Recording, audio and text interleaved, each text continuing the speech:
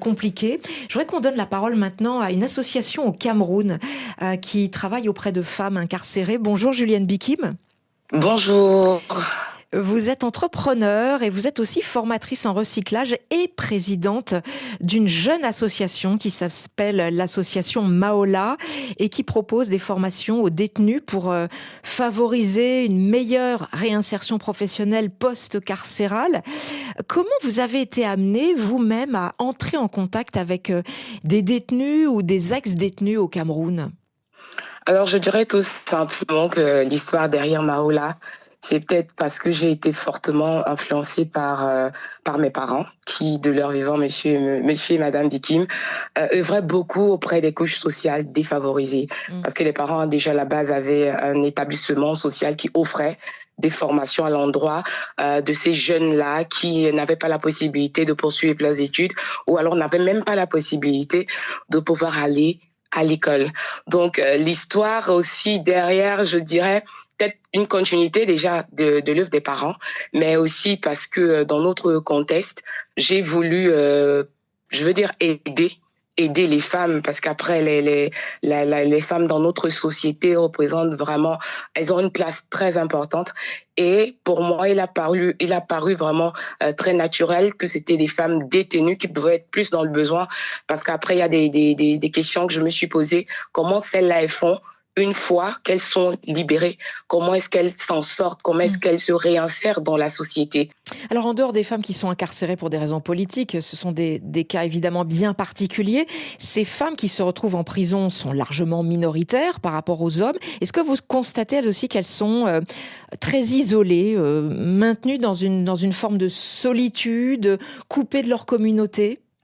Oui, les femmes avec lesquelles nous avons souvent eu à échanger, parce qu'il faut le dire, nous discutons beaucoup avant de proposer des formations. Ce que le constat actuellement est tel que les femmes, parce qu'elles sont minoritaires, parce qu'au Cameroun, il faut le dire, elles représentent sensiblement 2,7% de la population carcérale. Ouais, encore On moins a qu'en sur les France. 29 000 voilà. Donc, sur les 29 000 et poussières de détenus que nous avons au Cameroun, on a presque peut-être 800 femmes selon les données du ministère de la Justice. Donc, vous pouvez vous imaginer dans des prisons, surtout celles qui sont dans les chefs-lieux de région, où on retrouve un peu plus de femmes. C'est pas déjà évident pour l'État qui ne dispose pas assez de moyens de pouvoir se pencher sur les besoins spécifiques des femmes. Bien qu'il n'y ait pas vraiment des moyens financiers pour gérer vraiment leur cas de manière particulière ou alors de manière singulière, il y a quand même des associations telles que les ONG sur lesquelles l'État se greffe pour pouvoir offrir à ces femmes quelques formations. Malheureusement, c'est pas des programmes qui sont étendus dans toutes les prisons, donc il y a peu de prisons qui bénéficient de ces formations et du coup on retrouve d'autres femmes dans les autres prisons qui ne vont pas avoir vraiment un suivi, j'ai envie de dire, régulier aussi. Ça veut dire qu'il y a très peu d'accès au travail. Elvire Emtaz, est-ce que dans les prisons en France, que ce soit les maisons d'arrêt ou le centre pénitentiaire de Rennes, il y a de vrais programmes d'accès au travail pour les femmes détenues? Très peu malheureusement. Moins que pour les hommes? Beaucoup moins que pour les hommes. Déjà, elles ont accès à des formations qui sont ultra genrées. Couture, coiffure, esthétique, jardinage. Et ensuite, elles ont beaucoup moins accès, que ce soit aux formations ou au travail même au sein de la prison. Encore une fois, parce qu'elles sont cette minorité, dans la minorité voilà, que sont les détenus. Donc malheureusement, non. Et on sait en fait que cet accès au travail en prison, il est essentiel déjà pour occuper, parce que ça aide énormément. Et il est essentiel, évidemment, pour préparer la sortie. Parce que, pour sortir avec un petit pécule, sachant qu'elles sont rémunérées à combien de pourcents par rapport au SMIC, au salaire minimum? C'est un tout petit pourcentage du SMIC. Il y a même encore certaines prisons, elles sont rémunérées à la tâche. Alors ça tend à disparaître, heureusement. Mais il faut aussi savoir que ce qu'elles touchent en prison, ça leur sert à payer la prison. Cantiner, c'est acheter du shampoing, etc. En prison, vous avez 2 repas par jour. Vous avez certes le logement, mais il faut payer tout le reste des produits, tous les produits d'hygiène. Ça, vous avez un petit kit quand vous arrivez. Mais je veux dire, en tant que femme, tous les mois, il faut payer des serviettes hygiéniques, il faut vous payer la bouteille de shampoing, le savon, éventuellement des produits pour améliorer le quotidien, cantiner, c'est-à-dire déjà se faire son 3e repas de la journée.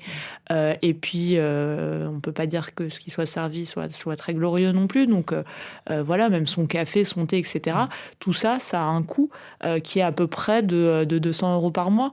Donc c'est vrai que sans travail, si on n'est pas aidé par la famille, c'est compliqué. Juliane Bikim, les détenues avec lesquelles vous travaillez, à qui vous proposez des formations, des interventions, est-ce qu'elles peuvent gagner quelque chose grâce à votre programme ? Oui, bien sûr, elles peuvent gagner parce que il faut le dire, il y a d'autres programmes en prison qui permettent justement à ces femmes-là de pouvoir travailler, de gagner des petites commissions sur les ventes des articles. Mais vous savez, elles ont également la possibilité ici de pouvoir, de gagner un peu d'argent à travers des articles qu'elles fabriquent. Parce qu'après, il y a des familles qui accompagnent leurs détenus. Donc, il y a des familles qui revendent les articles qu'elles produisent ici même. Ah oui, et qui leur donnent l'argent. Oui, qui reviennent avec de l'argent pour leur permettre justement de pouvoir s'en sortir dans la prison. Il y a d'autres femmes, même étant incarcérées, qui continuent de jouer le rôle de maman. Oui, parce qu'à travers les articles qu'elles commercialisent, elles peuvent, d'une manière ou d'une autre, subvenir un tout petit peu aux besoins de leurs petits restés à l'extérieur. Et ça, c'est important aussi pour l'image de soi-même, pour une femme ? C'est super important.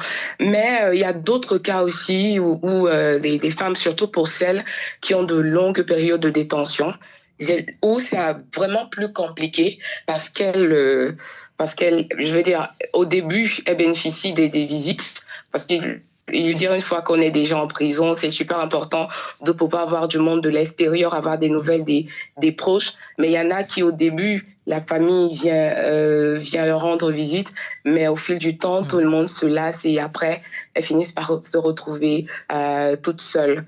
Donc, même des femmes mariées, on a eu des cas comme ça. Et c'est souvent les plus grandes perdantes dans l'affaire parce qu'après, une fois sorties, elles vont trouver que le mari s'est déjà remarié. Peut-être la belle famille a déjà trouvé une autre femme pour l'époux, les enfants.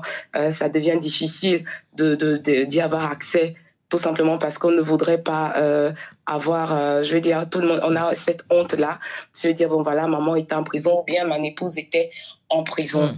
Donc, du coup, c'est un peu compliqué. L'opprobre sociale. Merci beaucoup, Juliane Bikim, d'avoir été en ligne avec nous du Cameroun pour votre association Maola qui propose des formations aux femmes détenues. Merci infiniment. Je vous en prie. 8 milliards de voisins